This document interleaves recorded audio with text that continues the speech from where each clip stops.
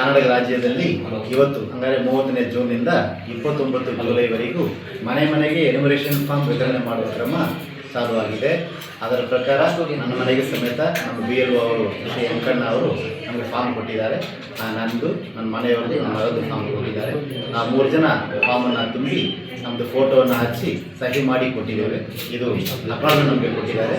ಇದು ನನ್ನದು ಮತ್ತು ನನ್ನ ಕುಟುಂಬದ್ದು ಮಾಹಿತಿ ಎಲ್ಲರಿಗೂ ಬರ್ತೀನಿ. ಸೊ ನಾನು ಕರ್ನಾಟಕದ ಎಲ್ಲ ಮತದಾರರಿಗೆ ವಿನಂತಿ ಮಾಡ್ತೀನಿ, ಇವತ್ತಿನಿಂದ 29 ಜುಲೈ ಒಳಗಾಗಿ ನಮ್ಮ ಮನೆಗೆ BLOಗಳು ಬಂದು ಎನ್ಯುಮರೇಷನ್ ಫಾರ್ಮನ್ನು ಖಂಡಿತವಾಗಿ ವಿತರಣೆ ಮಾಡ್ತಾರೆ.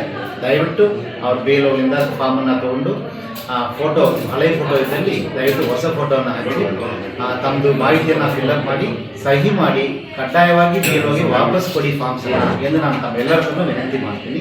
ಧನ್ಯವಾದ ಸರ್. ಈಗ ಫೋಟೋ ಕಡ್ಡಾಯನಾ ಸರ್? ಫೋಟೋ ಕಡ್ಡಾಯನಾ ಸರ್? ಕಡ್ಡಾಯವಲ್ಲ ಎಂದು ನಾವೆಲ್ಲರಿಗೂ ಹೇಳಿದ್ವಿ.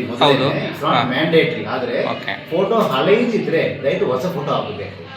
ಯಾಕೆಂದ್ರೆ ಈ ನಾವು ಎಕ್ಸಸೈಸ್ ಮಾಡೋದೇ ಫೋಟೋ ಎಲೆಕ್ಟ್ರಾನ್ ರೋಲ್ ಚೆನ್ನಾಗಿ ನಮ್ಮ ವೋಟರ್ ಲಿಸ್ಟ್ ಕ್ಲಿಯರ್ ಆಗಿ ಕಾಣಬೇಕೆಂಬುದಕ್ಕೋಸ್ಕರ. ಸೊ ಹಲವಾರು ಸಂದರ್ಭಗಳಲ್ಲಿ ಕೆಲವು ತುಂಬ ಹಳೆಯ ಫೋಟೋ ಅಥವಾ ಶಾಲೆ ಫೋಟೋ ಎಲ್ಲ ಇರ್ತದೆ.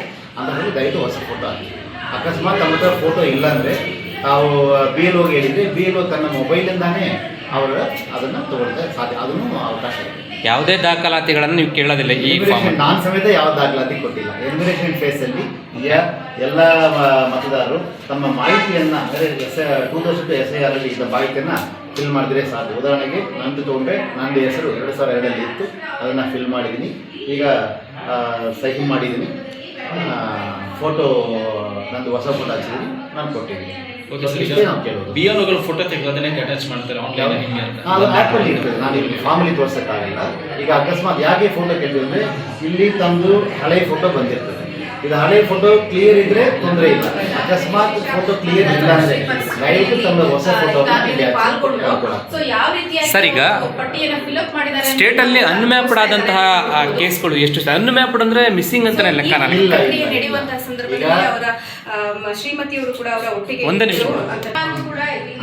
ಈಗ ಕರ್ನಾಟಕ ರಾಜ್ಯದಲ್ಲಿ 5,54,00,000 ವೋಟರ್ಸ್ ಇದ್ದಾರೆ.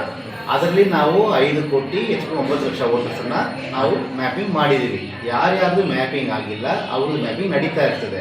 ಮ್ಯಾಪಿಂಗ್ ಆಗದೇ ಇದ್ದರೂ ಸಮೇತ ಈ ಎನ್ಯುಮರೇಷನ್ ಫಾರ್ಮ್ ತಮ್ಮ ಮನೆಗೆ ಬರ್ತದೆ.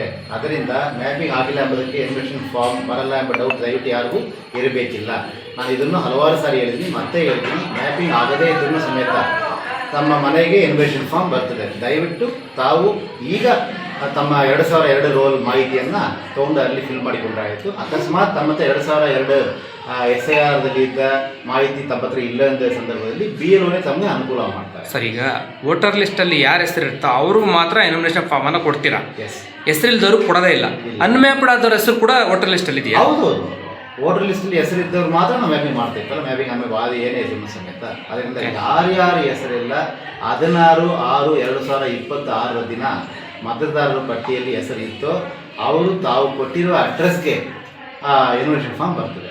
ಅದರಿಂದ ಈಗ ಕರ್ನಾಟಕ ರಾಜ್ಯದಲ್ಲಿ ಯಾರ್ಯಾರು ಎಲ್ಲ ಮತದಾರರು ಅವ್ರ ಮನೆಗೂ ಬರ್ತದೆ. ಇನ್ನೊಂದು ಏನಂತ ಕೇಳಿದರೆ ನಮ್ಮದು ಕ್ವಾಲಿಫೈಯಿಂಗ್ ಡೇಟ್ 1/10/2026 ಚುನಾವಣಾ ಆಯೋಗ ಘೋಷಣೆ ಮಾಡಿದೆ. ಹಂಗಾದರೆ ಯಾರ್ಯಾರೆಲ್ಲ ಅಕ್ಟೋಬರ್ 10ನೇ ತಾರೀಕಿಗೆ 18 ವಯಸ್ಸು ಪೂರ್ತಿ ಮಾಡ್ತಾರೆ ಅವರು ಸಮೇತ ಫಾರ್ಮ್ 6 ಕೊಡ್ಬೋದು. BLO ಹತ್ರ ಫಾರ್ಮ್ 6 ಕೊಟ್ಟಿದ್ದೀವಿ. ದಯವಿಟ್ಟು ಪ್ಲೀಸ್ ಕರೆಕ್ಟ್ ಫಾರ್ಮ್ 6.